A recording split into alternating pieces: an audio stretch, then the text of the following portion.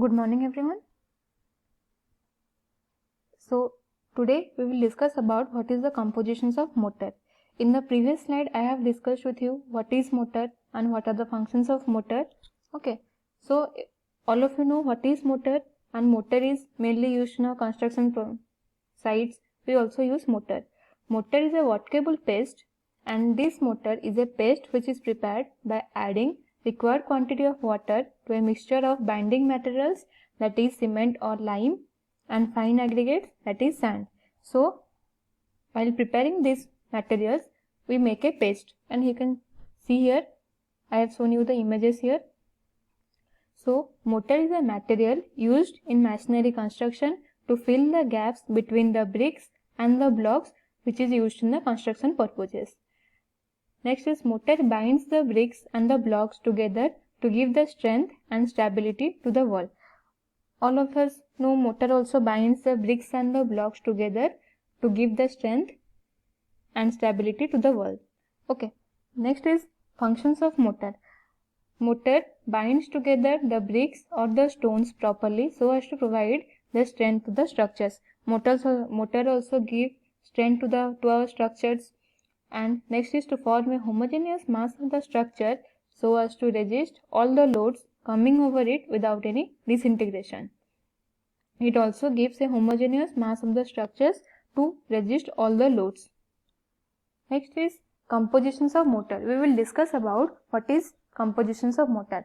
As we know, in the mortar we use sand, water and cement or lime. So mortars are typically made from a mixture of sand, a binder such as cement or a lime, or water. So you can see here the images I have shown here, that is 3 parts of the sand and 1 part of the cement and 3/4 of the water. These 3 ingredients are mixed with each other and a paste is formed, that is cement paste is formed. Okay. So next is classifications of mortar. The mortars are classified on the basis of the following. First is bulk density, kind of binding material. Third is nature of application. Fourth is special mortars. Okay. In bulk density, according to the bulk density of the mortar, there are 2 types of mortar. First is heavyweight mortars. Second is lightweight mortars. Okay. So in heavyweight mortars, the mortars having bulk density of 15 kilonewton per meter cube or more than it. So you can say it as heavy mortars. And these mortars are mainly prepared from the heavy quartzites or other sands. So we can say that it is known as heavy mortars, and in heavy mortars the bulk density is 15 kilonewton per meter cube or more than it. Okay. Next is lightweight mortars. In the lightweight mortars, the mortars having bulk density which is less than 15 kilonewton per meter cube, and these mortars are mainly prepared from the light porous sands, which is, we can say, that is from the volcanic rocks and other fine aggregates. These lightweight mortars have been prepared. Okay. So next is kind of binding material. Kind of binding material, as we know, as I have told you, the binding material which is cement or a lime, it is used as a binding material. According to the kind of a binding material, the mortars are classified into 5 categories. So you can say first is, you can see here, first is lime mortar, surkhi mortar, cement mortar, gauzed mortar, gypsum mortar. Okay. So we will first read about lime mortar.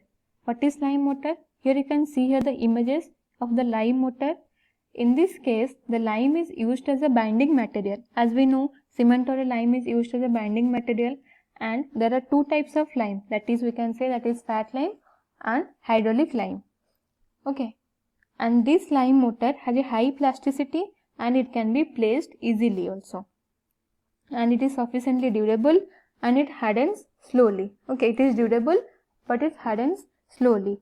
It is generally used for lightly loaded ground parts of the building. The lime mortar is used in the lightly loaded grounded parts of the building. Okay. So here you can see the images of lime mortar. Next is surkhi mortar. Surkhi motor, you have seen the red color, that is red color of fine aggregate like sand. It is known as Surkhi motor. You can see here the images of Surkhi motor.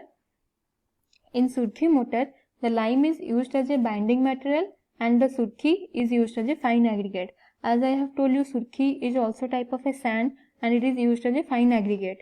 Okay, so then we can say it as, what is Surkhi? What do you mean by Surkhi?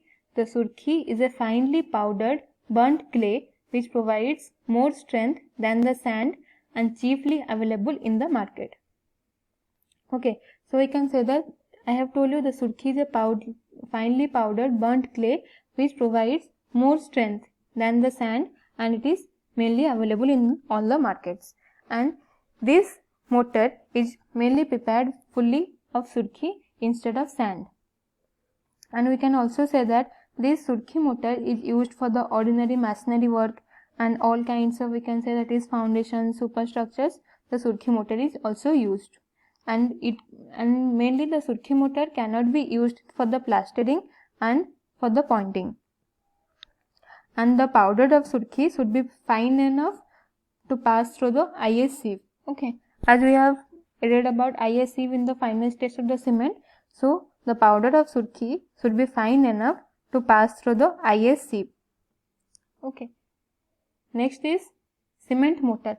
As we know, cement mortar, we are in our day-to-day daily life, we are using the cement mortar.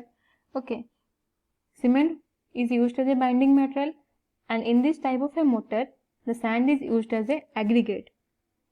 As we know, the cement is used as a binding material and in this type of a mortar, the sand is used as a fine aggregate or aggregate. Then the proportion of the cement and the sand is based on the specified durability and the working conditions.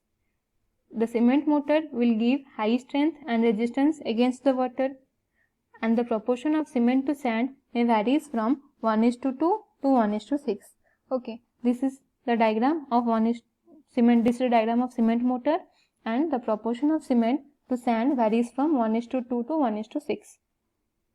Okay, next is we will read about gauged mortar, that is gauged mortar.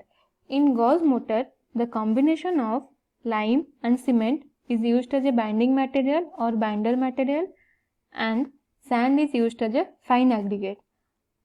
Okay, so we can say that in the gauged mortar, the combination of lime and cement is used and the sand is also used as a fine aggregate. And this gauged mortar will have a high plasticity of the lime and high strength of the cement. Okay, so in this mortar, the gauged mortar requires high plasticity of the lime and high strength of the cement. Next, if we improve the quality of the lime mortar or to achieve the yearly strength, the cement is sometimes added to it.